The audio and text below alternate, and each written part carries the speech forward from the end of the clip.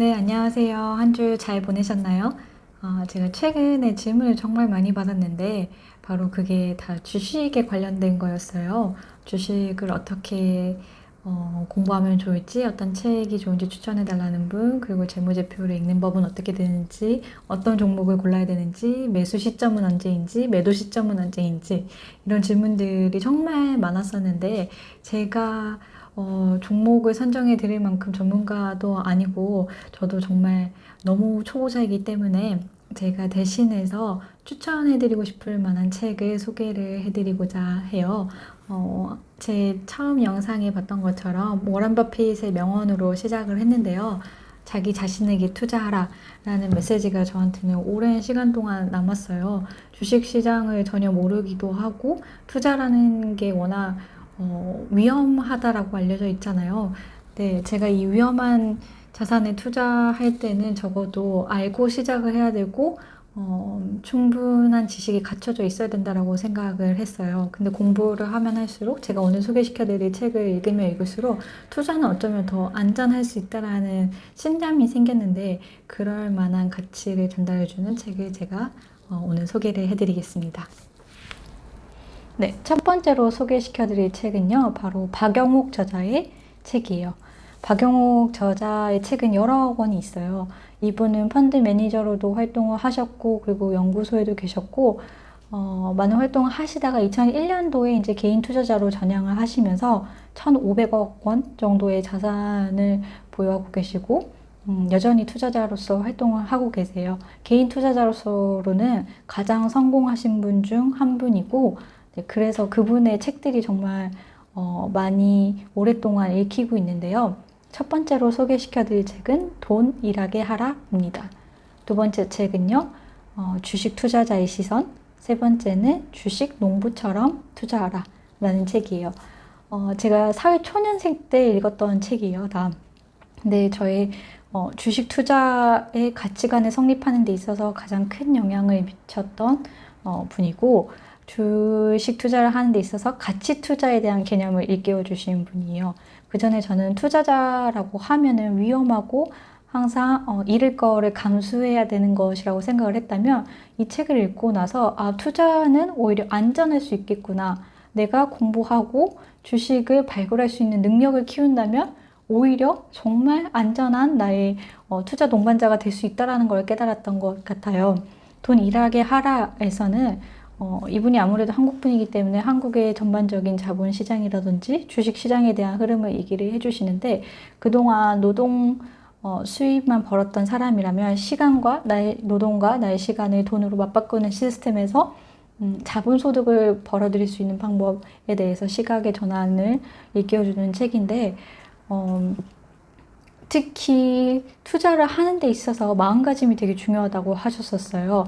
투자자들이 어떤 차트를 보거나 어떤 주가의 변동이 있을 때 마음이 일희일비하는 게 아니라 어느 상황에서도 마음의 안정을 가질 수 있는 그런 투자자의 심리 철학에 대해서도 얘기를 해주셨는데요. 첫 번째 이 돈 일하게 하라라는 책을 읽으면 바로 주식이 너무 하고 싶어서 간질간질 하실 거예요. 그럼 그때 두 번째 책인 주식 투자자의 시선 책을 제가 추천을 해드리는데요.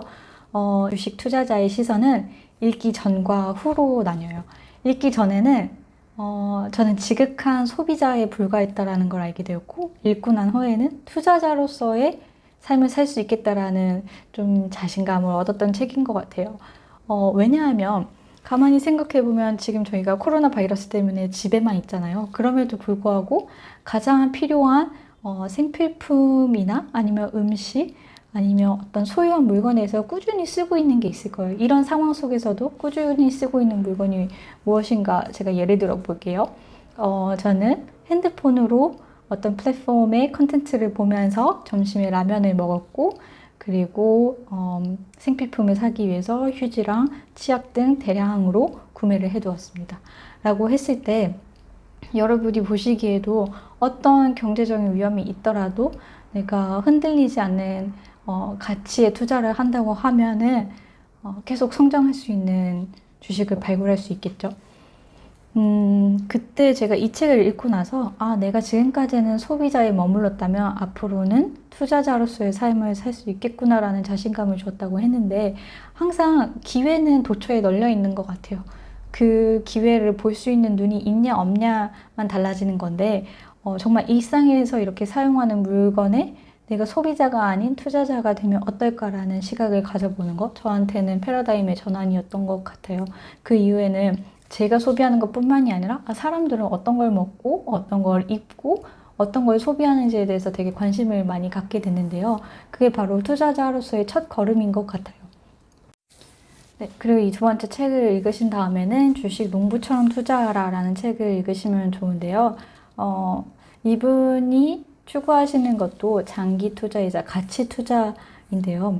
한 기업의 가치를 발굴해내고 나와 아주 길게 뭐 짧게는 10년, 20년, 30년까지 성장할 만한 기업을 찾아내는 건데요. 그때 농부처럼 오랜 시간 동안 그 열매를 맺을 때까지의 기간을 참아줄 수 있고 견뎌낼 수 있는 투자자로서의 시각을 견고하게 만들어줬던 책이에요. 그래서 어떤 주식을 발굴할 때 어떤 숫자를 읽어내야 되는지, 회사에 숨겨진 가치를 찾아내는 방법을 제가 이 책을 통해서 배웠고, 여전히 제가 재무제표를 읽거나 아니면 분기별 보고서를 읽을 때 이 책을 생각하면서 숫자를 보는 게 아니라 숫자를 통한 그 흐름을 읽는 게 조금씩 습관에 배인 것 같아요. 그래서 이 세 권의 책을 소개를 시켜드리고 싶었고요.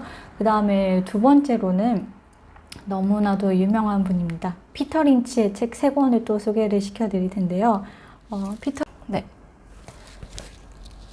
피터 린치의 이기는 투자, 피터 린치의 투자 이야기, 월가의 영웅. 네, 이렇게 세 권을 제가 소개를 시켜드릴 텐데요. 너무나 유명하죠. 피터 린치는. 피델리티 마젤란 펀드를 13년간 운용을 하면서 얼마였었죠? 13년 동안 2천만 달러로 인수한 다음에 660배에 달하는 140억 달러의 규모로 성장을 시켰다고 하네요. 이렇게 펀드 매니저로 일하는 동안 15,000개의 종목을 사셨고 운영을 하셨다고 해요. 거의 안 건드린 종목이 없었을 정도이고, 그때 당시에 평균 수익률이 29.2%라고 하니까요. 정말 어마어마한 수익률을 기록했던 분이시죠. 그분이 돌연 47세에 은퇴 선언을 하게 되는데 이유가 바로 가족들 때문이었어요. 당시 피터 린치한테는 어린 3명의 딸이 있었는데 딸을 보면서 매주 새로운 사람을 보는 것 같은 느낌이었대요. 그만큼 주식에 대해 너무 빠져있고 몰두했느라고 가족에 소홀했던 자신을 후회하면서 가족 곁으로 다시 떠났는데, 그 이후에 러브콜이 많았지만 다시 돌아가지 않았다고 해요. 그래서 전설적으로 월가에서는 영웅으로 남겨져 있고, 지금은 개인 투자자로 이렇게 활동하는 것으로 알려져 있습니다. 이 사실 핵심 내용은 똑같아요. 장기적으로 안목으로 주식을 발굴하고 그 다음에 기업의 가치를 분석하는 일에 대해서 쓰여져 있는데요. 자본주의 시장에 대한 역사를 다루고 있고, 그 다음에 스스로 종목을 선택하는 능력을 기르게 해주고, 그래서 개념에 대한 이야기라든지 아니면 어떤 거를 중점적으로 봐야 되는지를 이야기를 하고 있고, 스스로 정할 때 포트폴리오는 어떻게 구성해야 되는지, 매수 시점과 매도 시점에 대한 타이밍도 언급을 하고 있어요. 그래서 피터 린치가 강조하는 것은 그거예요. 보니까 어떤 전문 투자자나 펀드 매니저도 있겠지만 가장 중요한 건 개인이 믿음을 가지고 그 회사에 대한 가치를 알아보는 것이라고 이렇게 이야기를 하는데요. 제가 모르는 회사에 투자하는 것보다는 아무래도 조금 확신을 갖고 이 회사가 성장할 거라는 믿음이 있을 때 투자를 하는 게 맞다라고 생각을 하는데, 네, 이 책에서는 그런 내용을 많이 다뤄요. 그래서 여러분들이 나한테 꼭 맞는 기업이 어떤 거고, 이렇게 시장의 위기가 찾아왔을 때도 이거는 지나가는 바람일 거야 라고 하면서 믿음을 가지고 더 오랜 시간 동안 투자할 수 있는 회사가 어떤 것인지, 그런 안목을 기르는 데 있어서 가장 중요한 책들만 제가 정리를 해봤어요. 네, 이렇게 6권의 책을 소개해 드렸는데요.